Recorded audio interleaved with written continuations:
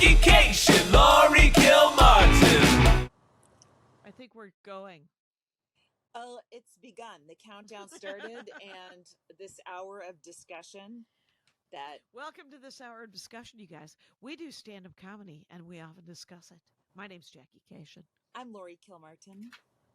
And doing tech and production and editing, Kyle Clark. Welcome to Hello. the program. Welcome. Happy to be here. To us all. I did a lot of locals this week. Yeah.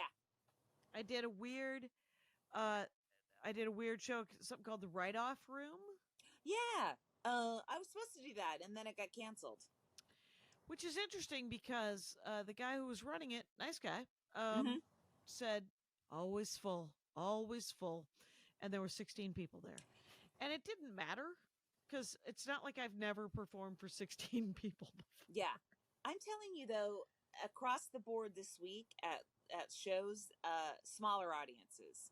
Lightly attended. We're a week out of Christmas Day. So I wonder why that is, because I feel like in New York, they're not lightly attended, but they're heavily attended by people who don't normally go to comedy shows. And Okay. it seems like in LA, it's just lightly attended. Okay. You know? Yeah. Like I was on a jetpack, and Otsko was billed, and it still wasn't full. And I was like, oh wow, all right. And then like the next night, she was at doing red carpet at an award show. Crazy. Right. But it's I don't know. I just think that I don't know why people aren't going out this week. Maybe they're just being little squirrels and conserving their energy or something. I've done 3 social events in the last 2 days. It's like 2019 inside this. I don't know what's happening. But we went to Andy's, his university. They had their holiday party. Yeah. That was the first one I've been to since before lockdown. So I found a corner and a couch and sat down with our friend Jenny Powell, his coworker and our friend.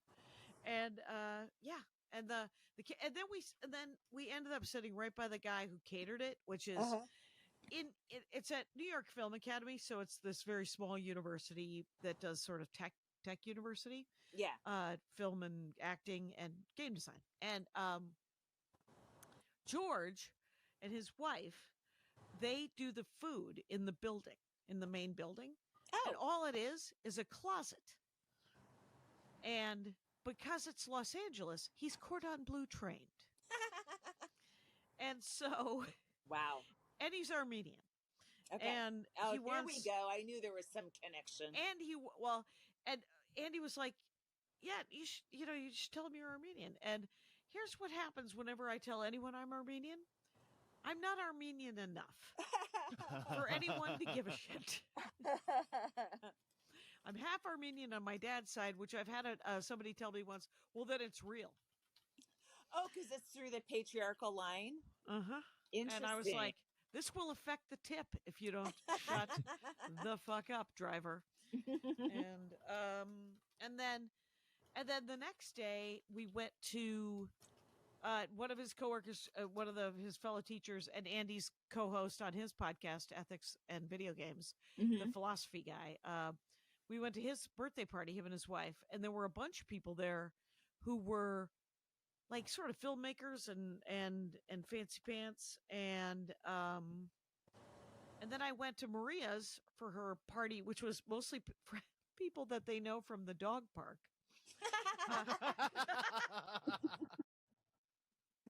Who, by the way, they're all writers and actors and producers, and they were all fancy too. And I was like, great. The closest I got to a party was when I texted Tess Rafferty to tell her I wasn't coming. Oh, right. And because I was at the Crow on Saturday, and it was a cool show. It was also lightly attended, but it was a cool show. Carol Leifer did a set. Oh, yeah. Ooh. Yeah. I worked with her this week as well. Oh, is she just out doing spots again? She must be out doing spots. Yeah. She works on Hacks, I believe. Yeah. Yeah. And, of course, she was on Seinfeld and is long rumored to be the inspiration for the character Elaine Bennis. So, Right. It's cool to see her out, and she has a 17-year-old as well. So she was there, and then there's other funny people were there. It was a good show, and then I hung around and chatted, Ooh, gossiped about the business with comics and club owners. There you go. And then it was like 10 o'clock, and I'm like, her party started at 7, and I said, yeah, I hope you're in your pajamas because I'm not coming by. Right. And I think she was. And I think she was grateful that I didn't stop by. Every party that I went to this week started at 5. Wow. Yeah. We were home by 9 in every case. Like, I don't mind that, but it always blows my mind how differently, how this nation has changed so quickly within a generation, and how coked up those boomers were in the 90s when they were the chief party, the age where you partied. Right. It was a glamorous time. Mm-hmm. I have to say, so I did, I think three shows. I did on Friday. I had 2 sets, and then we did a Zoom show. That was fun. It was really fun. We did have, and then I did a Wendy show. Yeah. Yeah, we did have somebody they didn't know, but they were making a lot of noise, and it really kind of affected Jasmine's set. And I wish we could figure that stuff out faster. Somebody in the chat figured it out and told me, but yeah. It takes a second. Yeah, it takes a second. Yeah. So I think that was Wednesday that we did it. It was super impromptu. Yeah. Just decided that we didn't have enough sets this week. So, and then it was also Jasmine Ellis and Augie Smith. Yeah, it was a fun, tight little show. And they both had some great stuff I hadn't heard. And what did we have? Like 100 people showing up close to? For sure. Yeah. And that's just with our Patreon and Max Fun subscribers. And we thank them for, our Patreon's only $5 a month if you want the minimum. And then, Max Fun, of course, is various things as well, depending on what kind of $200 a month it could go up to, but it could also be a minimum of $5 a month. So remember when we were doing the Max Fun Drive and there was a $200 level? I don't remember anyone's pledging $200 for us. No, me neither. I just remember it being. I have no idea. We're a $5 a month podcast, I think. And anyone who goes higher than that, we're so grateful to. Well, we're grateful for the $5s. Yes, and for sure. the $10 ones are the sticker people. Yeah, you get a free, and then you the get a free 20s sticker every get month. notebooks, and that's it. But still, and our gratitude. And our gratitude, and there is, of course, Max Fun merch for Jackie and Laurie. Yeah, There's a hat and a t-shirt. Yeah. So all of those things are available to you guys. But the Zoom, and you will get sort of if you're in Patreon or Max Fun, you get the heads up when we have a Zoom show. Yeah, you'll get an email. You have 24 hours to change all your plans. Yes. And log in. And then I posted my Venmo so that if there was extra money, we could pay everybody, and there was enough to pay everybody, and it was decent. It felt good.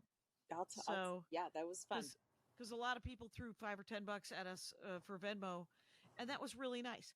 And I got to run new jokes. And I like Zoom. I like the fact it's obviously the timing is different but it's sort of soothing just because I remember the 300 sets I did in the 16 months during lockdown. Yeah. So I do like it. And, I worked some stuff out. I had a couple new lines and I was like, oh, that's something. And then, I feel like at the Crow, I kind of jumped around on Thursday and Friday and then Saturday at the Crow, it sort of like put something together. So I feel like a bit that was like a B- is now like an A-. Okay. Yeah, that's a full grade jump. Yes, I did the Carol Leifer show that I did was Wendy Liebman's The Write-Off Room. Oh yeah. And Ty Barnett was there, and Carol went first, and then Gary Cannon hosting. Yeah. That's a fun show right there. That's a fun show. He cannot stop. I don't know. Gary. He can't. I bet you just that warm up muscle. It is. It is so like it's on Energizer Bunny, you know? Because he warmed up. He did warm up for Conan, for the last couple of years. Yeah. And so when we were at Comic-Con, we had a Conan writer show at the Madhouse, that comedy club on top of a mall, on like the 5th floor of a mall.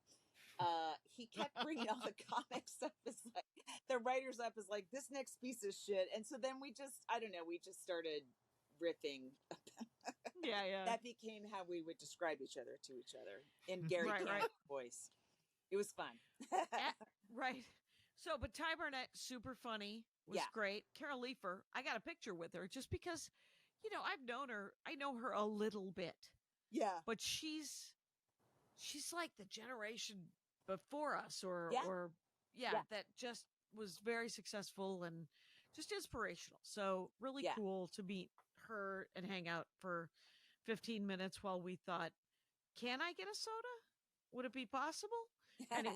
They weren't the back. Well, the backstage there was some water. Okay. There was a couple of waters. And then Adam Carolla was supposed to be there. Mm-hmm.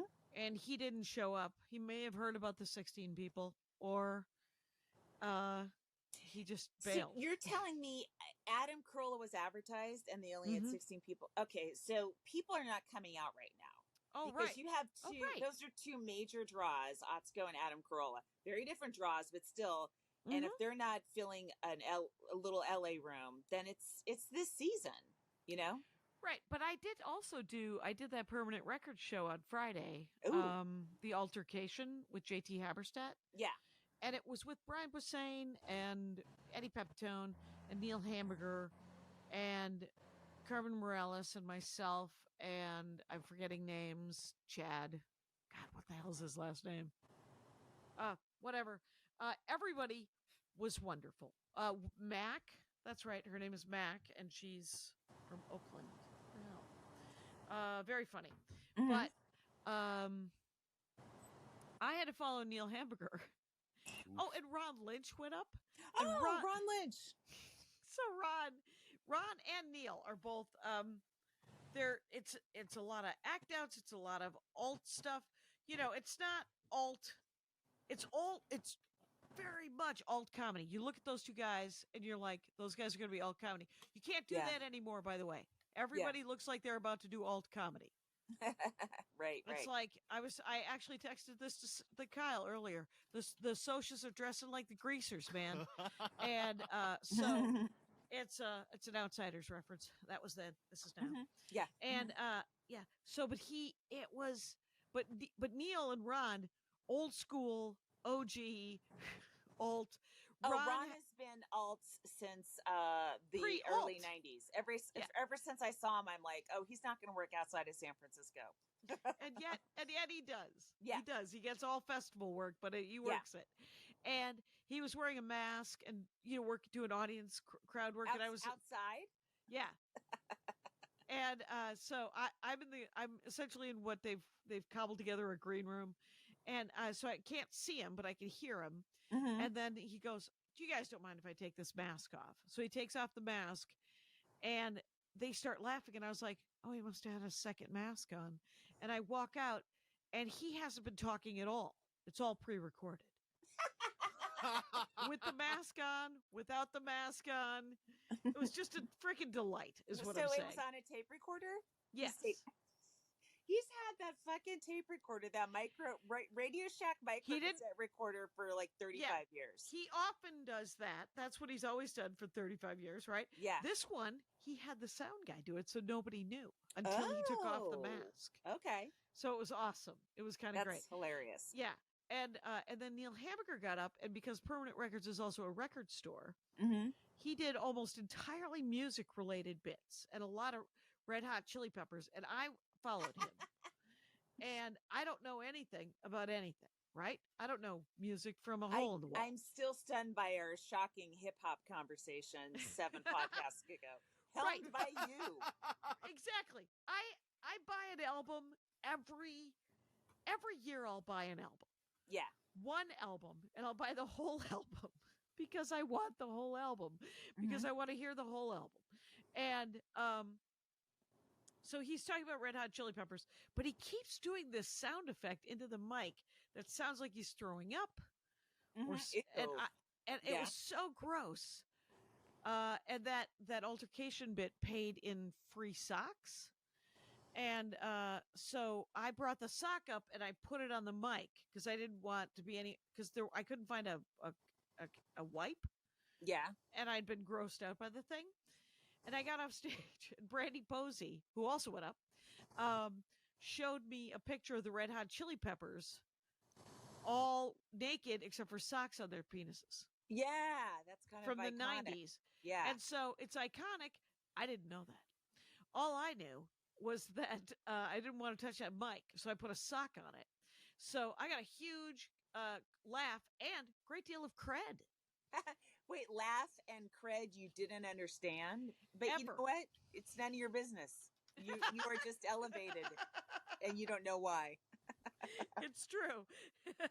And yes, it was none of my business. And then I left and I did a set over at the Hyperion, Lyric Hyperion. Oh, cool! Who's And that doing was super shows at the Hyperion? Oh, they told me. Yeah, they did. It was called Pillow Talk. And it started at 9:30. And it probably had 20 people. Well, that's cool. When I was at Bar I was on Jetpack at Bar Lubitsch. I posted the clip, but it was like it was a quiet audience, you know? Yeah. And these guys were quiet, the Lyric. At some point. So I have a joke where one of the punchlines is I'll be in hell because of jokes I told in the early 2000s, right? And some guy sitting up front goes, "Tell him." Oh. And I go, "No, I'm not gonna tell. I don't even know what they are. I can't remember them. Right, I just know when I see them occasionally when I'm looking at old footage, I'm like, "Lee." And he goes, "Comedy's too woke." And I'm like, "Oh God." And then he goes, "Is comedy dying?" during my set. So I riffed back and forth with him and then posted it if anyone cares. And that audience member, Ryan Seacrest. Ryan Seacrest, why? I don't know, because it was all of a sudden it turned into a weird interview that was not successful. I thought that he was complaining about stuff.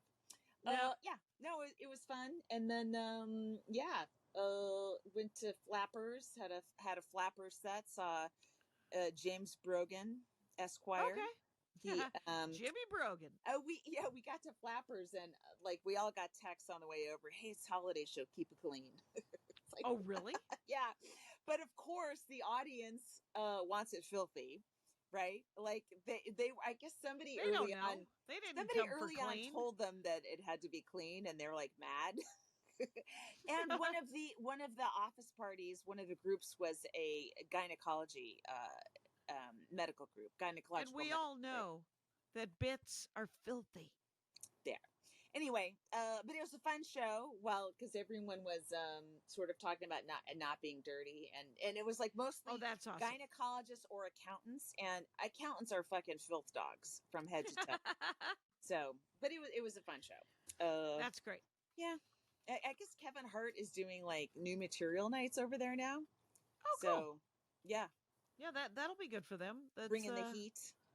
Yeah, I wonder if he's selling out. Yeah, Permanent Records was packed to the gills up the ramp.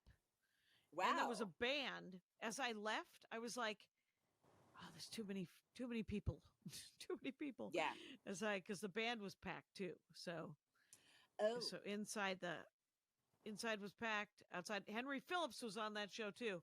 Oh my God, such a great show. That's I wonder if it's I'm trying to figure out why like clubs would have less people than a record store right now. Maybe right now it's like people not going home to their families versus, family people. I don't know. Or maybe it's just Permanent Records is like a hangout though too. So that's some of it is people just sort of go for whatever's going on. Yeah. Well, that's cool. Yeah.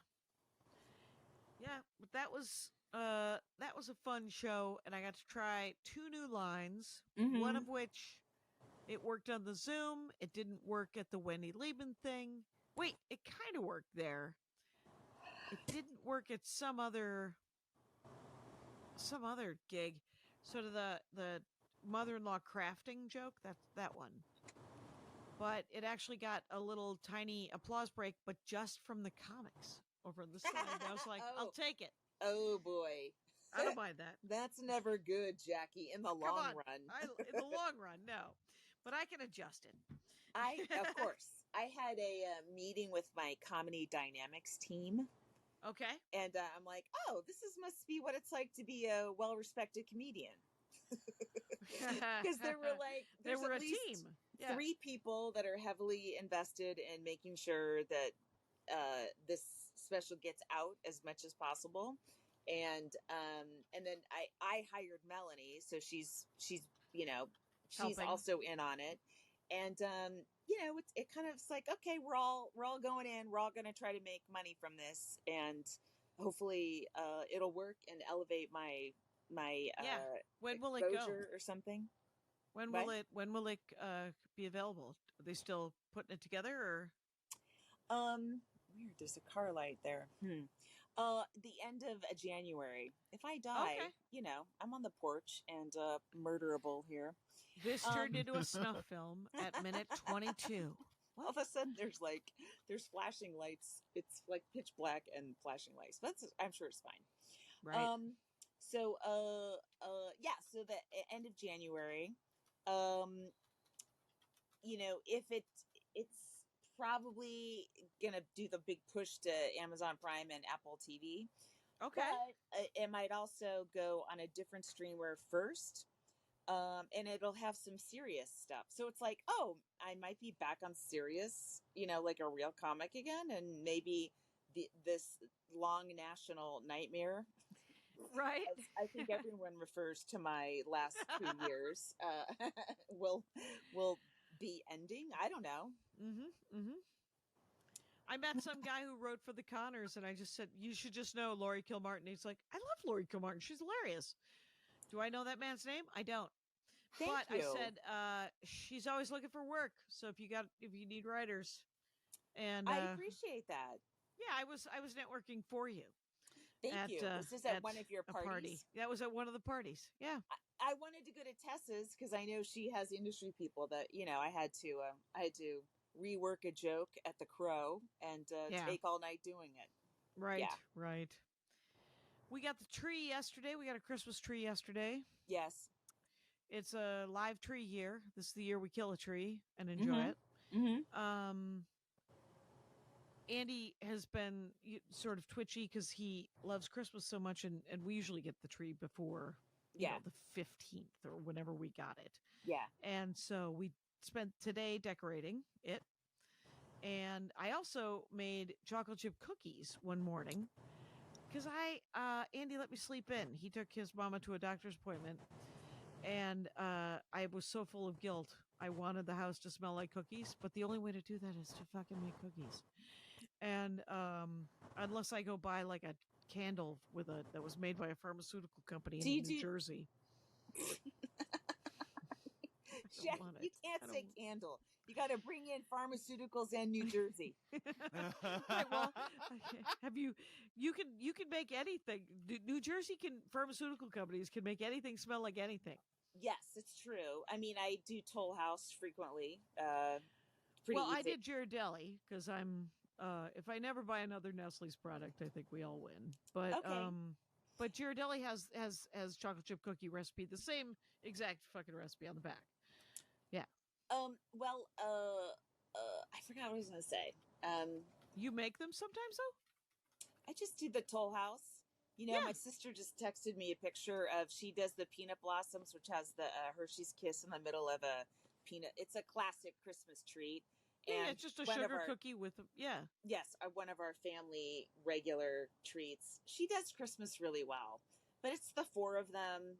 She's got like a regular family. She's kicking it. She's kicking ass, and I'm sort of half-assing it here with no husband and 1 child. She's got a husband and 2 kids. Ugh. Right, it's a numbers game at some point. My brother is folded, and my dad's not going to move into assisted living. I'm sure my dad's like, next thing, he's going to get me my car back. I wouldn't put any money on that, Elliot. But Yeah, I don't. I don't bake, and so I don't make those so I made those cookies, right? They're essentially just chocolate chip cookies from the back of the package. Yeah. And you have to read the whole recipe so that you put all the dries together and then all the wets together, but you got to cream and then add. And so there was a couple of points where the butter was it enough? Was it not enough? The brown sugar, was it enough? Was it not enough? And so I just started throwing in extras of those two things. And it turns out they were very delicious. So I don't think you can, unless you make those chocolate chip cookies. I used to bake where I would just put everything in the order that the list of ingredients were. Mm-hmm. That's not a recipe. That's just a list of ingredients. Right. You got to go to the paragraphs, Jackie. Go to the paragraphs. You got to read. And unfortunately, recipes have been ruined by people. And like 50 comics have bits about this, but people, bloggers, talking about their personal lives before they tell you how many eggs to crack. And you start skimming shit. It's like, I don't want to read about your husband. I don't want to read about your life. Just tell me what to do first. Unfortunately, my son is very finicky and I am very lazy. So we only agree on 3 foods. And I think like one of them is toast. Okay. And the others are equally non-inspiring. Are you just going to that's a fucking teaser. What are the other 2 pieces? Can we find out next episode? It's a cliffhanger, you guys. This episode, we learn toast. Chocolate ice cream. Okay. And cake. And then we part ways. He doesn't like chili. And I don't like chili enough to make a ton of it. So I just get canned chili. I mean, it's really affected everything. His dislikes are huge. Right. And I don't know. We had literally tonight, because Chris isn't feeling well, and I was like, what do you want? Like, what weird food would you want tonight for dinner? And she was like, Taco Bell. And she knows that I hate Taco Bell. Right. But Andy and that is their guilty pleasure. And I was like, well, then let's get some Taco Bell. And so I had 2 beef-ish tacos from Taco Bell for dinner. It sounds horrible. They come out of a gun, all the foods. Yeah. I think I've seen too much CCTV of Taco Bell employees, maybe just 2 total, defecating and doing other nasty things to the food that I would never eat there again. I have to tell you that the kid who served us through the drive-thru, I went with Andy's cousin. Yeah. And he could not have been more cheerful or more like, I mean, and granted, maybe he was laughing about pooping in the gun. That would put me in a good mood if I was tricking people and I was 17 years old. But he actually seemed like, because he knew that it was absurd that we were buying $40 in Taco Bell food. Yeah. Which I remember back when $40 in Taco Bell food would feed a block. Oh, that's a franchise, actually. You own a franchise. I put this on the thread. So I came back from my gig. Where was I? I was far away and I was on fumes. I think it was the Lyric Hyperion Permanent Records night. Yeah. And so I had to stop at the first gas station off of Sherman Way. And it had like a food truck and it had a lot of people hanging out. It was midnight. And the guy came up as I was filling my car and he said, Can I wash your windshields? And I said, the car's filthy. It's not going to help. I'm so sorry. And he looked at me. There was a pause and he goes, I'm just trying to get a burrito here. And I was like, fair enough, man. I can get you a burrito. So I got well, good. Yeah. You know what I did is, this is the time of year where we get screeners or we get invited to screenings, right? If you're in the Guild, SAG, or whatever, WGA. I haven't gotten any, actually. Are you in SAG? I am, and I'm current, but I haven't gotten... Either I've gotten them and I've inadvertently thrown away the digital codes. Oh, well, which is how they mostly come now. Yeah, but there's also like live screenings at movie theaters where they'll have various people associated with the movie. So I've just been seeing Saltburn all over social media. Right. What is that? Well, Jackie, spoilers aplenty if you don't want to hear about it. I had in my head slotted it as one does with similar sounding words with Salt Bae, who is a chef. And for that is why I thought it was some sort of chef movie. And it is. So I took my son. Your 17-year, you and your 17-year-old son. I take it. Kyle is cackling. I know what happens in the film. Oh my God. It was jaw-dropping. It's a kind of a talented Mr. Ripley, but you don't know till midway through that's what's happening, and then it accelerates dramatically. It gets cummier. It's very... yes, Barry Keoghan. He was in the Irish movie with Colin O'Farrell. I forget the name of it, that came out last year. He's great. But he plays the acting is amazing. Oh, it is. And very lurid, shocking adult stuff. And I was like, oh my fucking God. So I took my son to that. And then he's an old soul. He goes, Mom, I'm 17, not 12. Yeah. And honestly, I will say when his character started fucking a grave, I was like, I could not have predicted this. No. Right. No. Yeah, but it was maybe so over the top, it didn't seem accessible, which I can only hope. I can only hope to my son's young eyes it was like, what the fuck? And I think it was. I think afterwards he almost said what the fuck. And then but we met some of the cast afterwards, Rosamund Pike, the guy who played Farley, and the guy who played the sister, Valentina, I think, were there. And they were all British. Even though the guy who played Farley plays an American, but I thought he was American, but he was British, as all the Brits are, great and impressing taking our jobs, our jobs, and we do terrible British accents back at them in retaliation. Anyway, that was a shocker.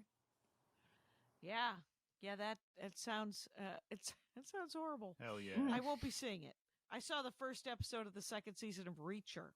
Hey, let's take a quick break. And talk about our comic of the week.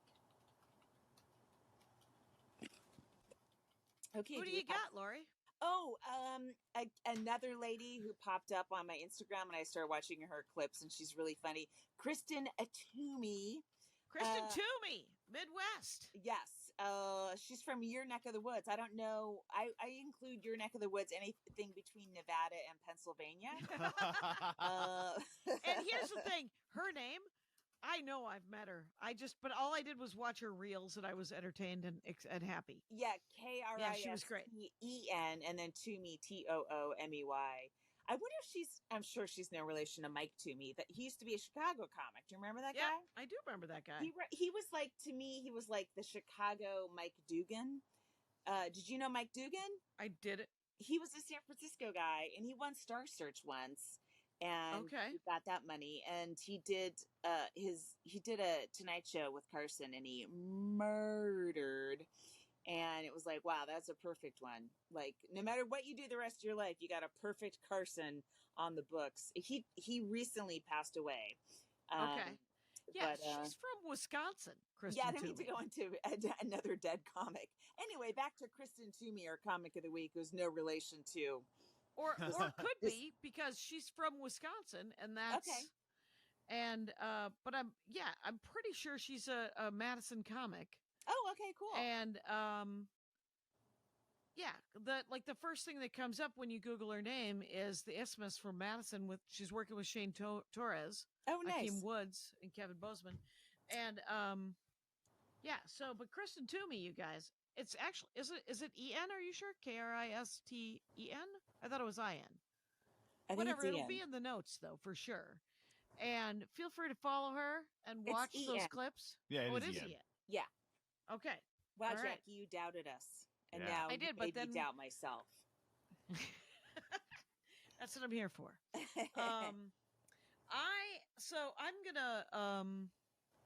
I'm gonna film just a short set for the Don't Tell people. I don't know if I can't tell that, but it didn't say in the contract I couldn't tell anybody. Where?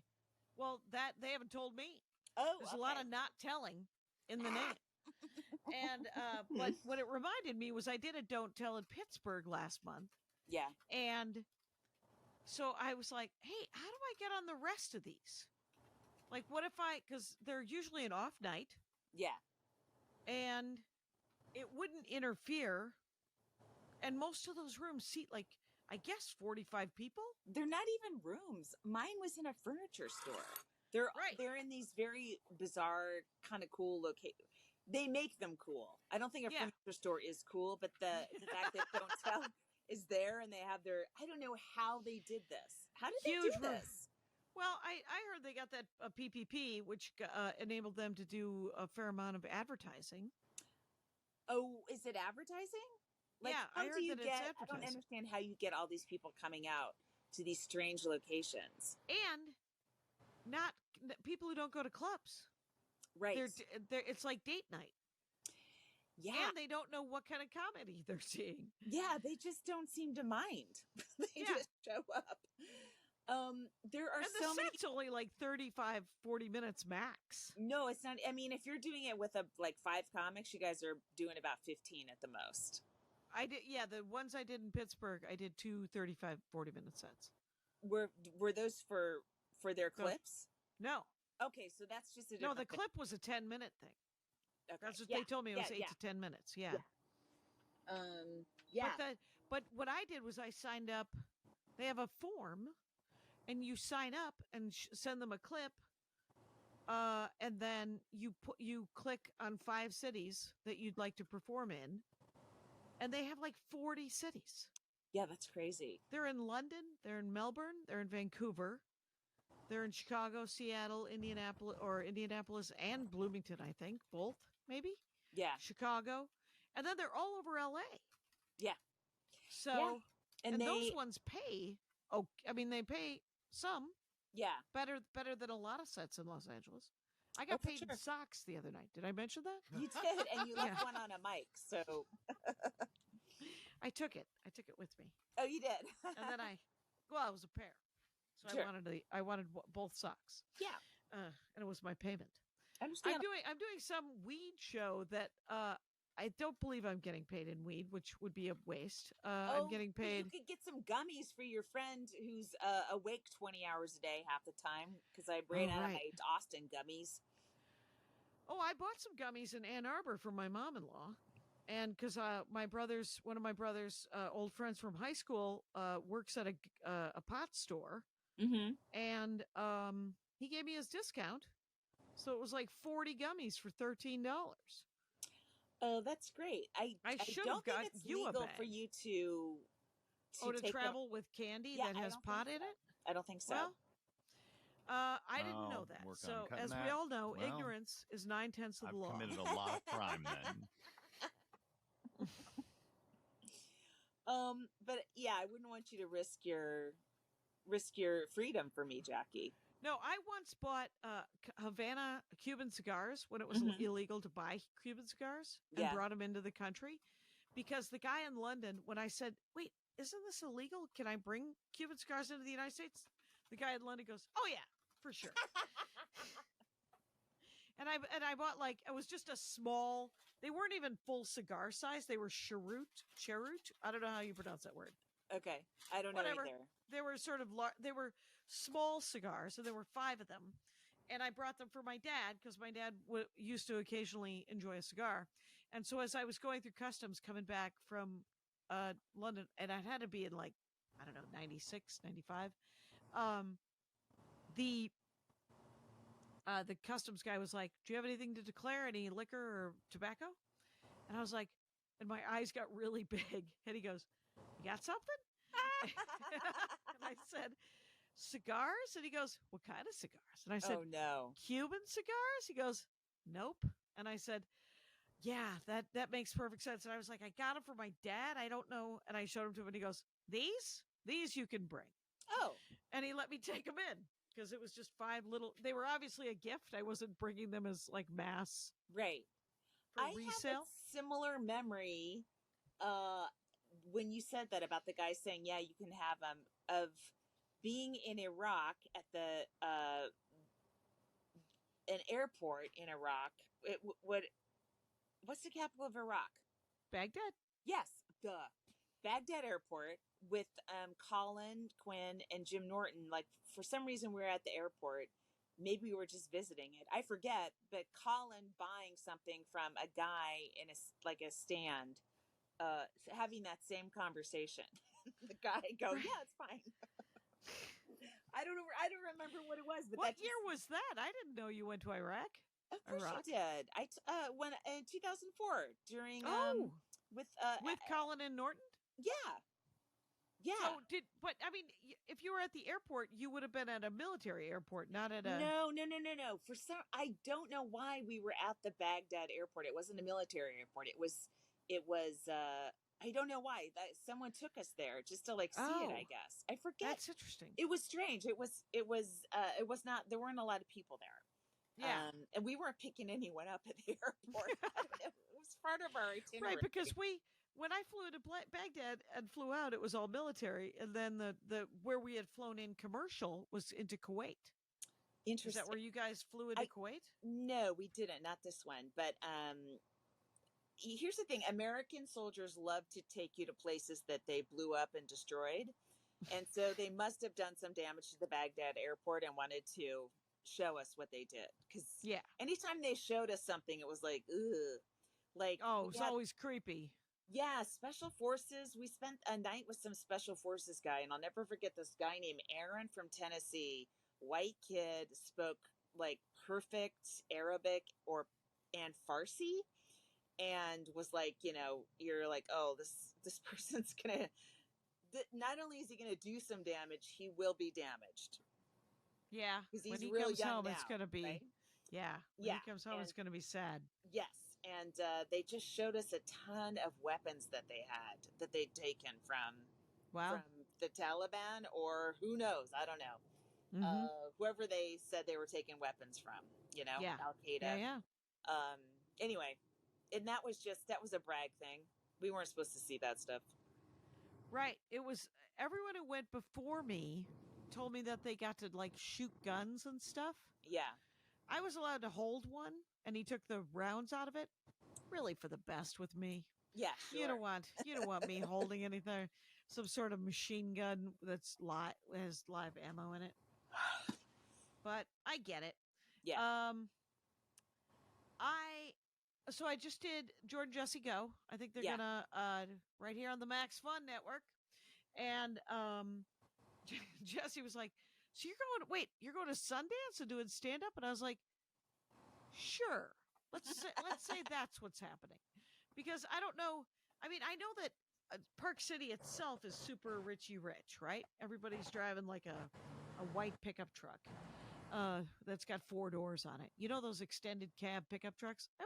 Whenever I see somebody in a white extended cab pickup truck, I'm like, hey, richy rich. And that thing's not getting dirty. Why would you get a white one? Because if you're actually using that as intended, it should be filthy all the time. Right. So, and I know that it's just going to be a rock tumbler full of haircuts, but I don't know what. I'm really hoping if you're normal and you live anywhere near Park City, and it's not that they won't like me. Haircuts love me. This is their favorite aunt. Whatever. Mm-hmm.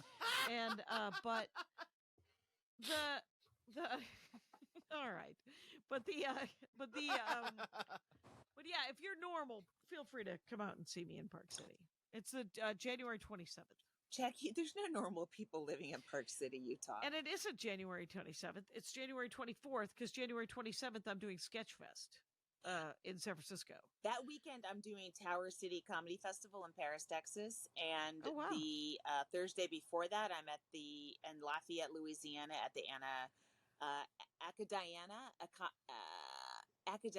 Acadiana Center, I think. So Paris, Texas. Academia Center? I know. And Lafayette. Yes. Lafayette, Louisiana. Yeah. Wow. Yeah. I'm going deep south, Jackie. Hope you can handle it. I can't handle it. I have always been slightly jealous and yet self-aware enough to know. I mean, nobody's booking me there. So I would have to book myself. And Sean Patton, we've talked about him giving me a list of places I could go, and me never acting on that list, or me never following up and saying, "Why don't you really give me that list?" Well, it's that is a different kind of. That's a lot of fucking work, Jackie, and you're already doing a lot of fucking work that you're not getting paid for. There's a limit to how much we can fucking do that we're not getting paid for in the hopes that we get paid. It is a lot of tasks. A lot of tasks, including this podcast, basically. You know, and we get a little bit, but. Well, I'm taking the next 2 weeks. I'm actually giving myself 2 weeks without a dork forest. I'm taking 2 weeks off. And because I always feel bad for the last 2 weeks of the year with the dork forest, because I always put together a survey to vote for the top 10, your favorite. And it's not to make a top 10 list, though it ends up sort of being a top 10 list. Yeah. Because what it ends up being is the top 10 that the fans liked. And then I usually pick another 10 that I really enjoyed doing. And there's only 50 episodes, 52, however many episodes. And it's just a good cheat sheet list for new listeners to the Dork Forest. Oh, cool. That's and right smart. Now, it's a mess of a list on my Tumblr. It's just like, which is what I need to be put into an Excel document. Yeah. And I don't want to do it. So I was talking to Kyle about how much he wanted some cash. He doesn't. It turns out he'll eventually get it from whoever I hire, because he will shoot their special. Yeah. And then they will pay him with the money that I paid. Eventually comes back here eventually. Right. It's because Anna Valenzuela, you're working on that one, right? Indeed. Her new special and album? I sure am, with augmented footage from the weekend with Laurie. Yay. Oh, right. Fort Collins. And then we're working on my bombing commercial, which I'm excited about. It's cool. Really funny. Yeah. Excellent. I hope so. Yeah. You guys want to take another break? Let's do it. Sure. Well, we took a break, you guys. We took a break. There it was. So I'm going to be home with Sunless. And here's the thing. I reserved a place long in advance for Charmy to, just in case I decided to go to New York or whatever this weekend. I wasn't sure because I'm not going to bring her up with me to Sacramento and Marin, so she had to go to a boarding place, right? Right. And I mean, I technically could keep her while I'm here without my son, but I was like, what if I have 5 days where I'm not taking care of anybody? Nothing. Anything. I'm not walking anything. I'm not preparing toast for things. I'm not doing anything for anybody. And just like, I kind of, if that's all clear, like maybe I can there's clean things, put things in their places, and catch up on your sitting around. Just catch up on not jumping up and be like, who needs what, and just have 5 days where I'm totally not needed by something dependent on me. So that's what I'm going to do. That's my Christmas present to myself, is to keep all the days that I reserved for Charmy at the boarding place. Right. And, and I know of some Christmas Day events. So if you're bored, you could at least come over. Okay, maybe. You could bring toast, and I'll make popcorn, and it'll be a Charlie Brown Thanksgiving. And tomorrow, speaking of Charlie Brown, my dad, when he was a baby, had a big Charlie Brown head. He was the cutest baby, and tomorrow would be his 93rd birthday. So, oh wow, yeah. Missed that guy, that December guy. Yep. My brother, Scott, his birthday is the 23rd. It's been a rip-off his whole life. Yeah. And I called him and texted him. I get no response. Here's the thing about Scott. Yeah. He's he sometimes personifies. He personifies and has over the years, the decades that I've known him, and I've known him the whole time. Your life. Yeah. Actually, I think there was about 15 years when he just checked out, where he was like, I don't want to. And he's sort of in that mode again. Yeah. And I was like, yeah, but I think you're like 65. Interesting. So, and he's been married a couple of times, but I don't know what he's doing. So I'm interested, you know? But I'm not that interested because I am indeed also occasion. So I'm like, if he doesn't want to hang. I mean, you would see this more than myself at all, but how you have a family of 6 children responding to the same trauma, and every child responds quite differently. Oh, yeah. It's so interesting. My brothers always insist that they had different upbringings than I did. And they did, because my mother was alive for, I think if she died when I was 7, Terry had her for 17 years.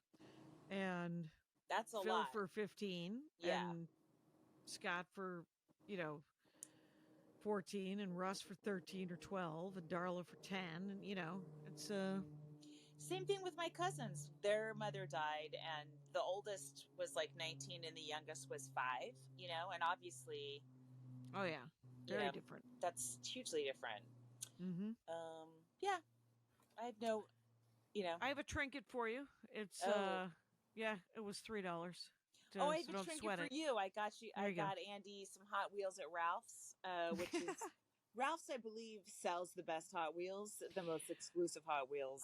They actually have the character cars that he's always been collecting, and they, for some reason, there was some weird lateral where all of a sudden Hot Wheels were being sold over at Ralph's. I don't understand. Did you pick cars that you thought were cool, or that you thought? No, I took a picture of the one I bought and sent it to you.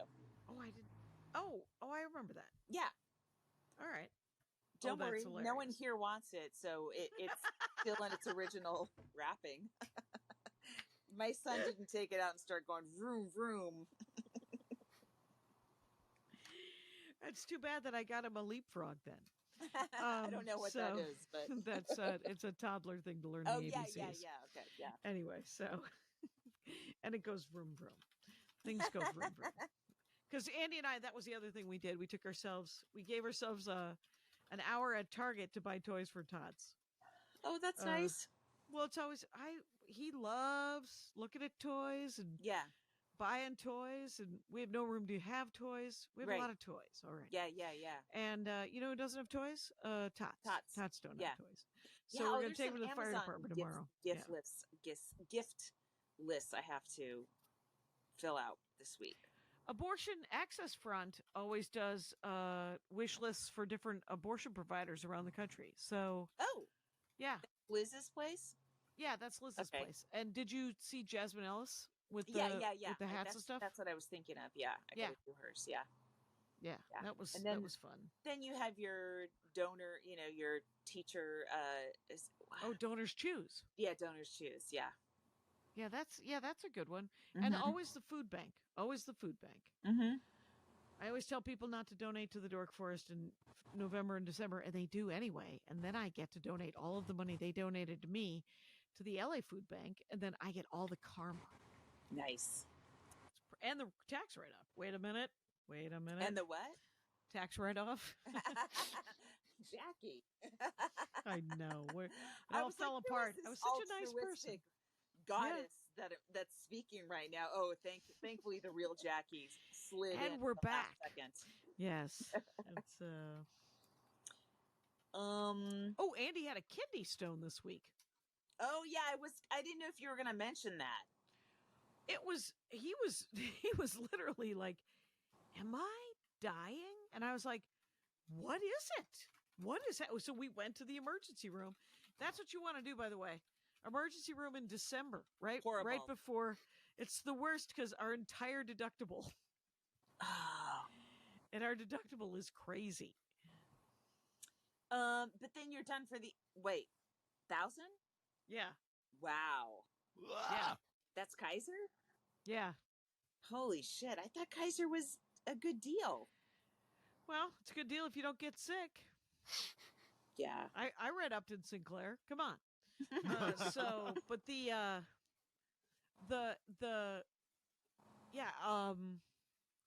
is he okay? Yeah, so it just he is okay. And it was he had never had one before, but you find out who's had kidney stones as soon as you say, "Oh, I had a kidney stone," and you find out that a lot of people have had them. Have either of you had them? No. How can I Me prevent neither. that? How can that never happen to me, Jackie? Agreed. Right. I don't ever want one, because he threw up. He kept throwing up and kept throwing up because it just makes you, I guess it makes you enormously nauseous. And then it's the thing in between your kidney and your bladder is called a ureter or whatever. I don't know, ureter. Okay. And at whatever millimeters it's at, if you look at it under a microscope, it's a tiny, tiny thing, but all of the edges are spikes. And that's why it's ripping up your insides. But once it gets into your bladder, the pain goes away. And then there's pain again when it gets into your urethra. But it's not as bad. But but they give you, so if you think you're dying and throwing up, you probably have a kidney infection. So go to the ER and get, essentially, they will give you pain meds, and then they will give you a drug that will sort of expand that vessel, the ureter thing, to make it pass easier. And then they want you to pee into a strainer so that they can look at it and see what you're eating that you shouldn't be eating. But the strainer is made out of paper, so it's a one use. Jackie, so is there something he ate that caused this? You haven't told me how I can avoid this. They don't know. They have to examine the stone if he ever catches it in the paper cup thing. Oh, I see. And he's probably not gonna. So it could be gas X, like if you take a lot of those Tums. Yeah. It could be cashews. No. So far so good. Yeah. Okay. Right. But you could also let me Google this for you. No. You could also freaking Google it. I don't know. No, I want this information about my body off the top of your head, okay? And I don't want it Googled. And I will follow this advice that you recall. For these last couple of minutes, let me say that I've watched the first hour of Naiad. Oh. Because Chris really loves Jodie Foster and Annette Bening. Yeah. And so do I. And it's really good. It's it has that sort of the film filter that makes it look like it might be sort of documentary-ish. Oh, neat. But the acting is, those two women. They're so great. Is it on Netflix? Yeah. I hardly see any ads for it. That's ridiculous. I just finished The Crown. Okay. And I don't. Who won? I got sucked into this family from Princess Diana. And then after she died, I kind of walked away. Wasn't that interested. Checked in on William and Harry, and I was like, all right, I guess they're doing okay, whatever. Then Meghan dove in. I was like, well, it's sort of interesting. And then when she left, and all that started happening again, I was like, what the fuck?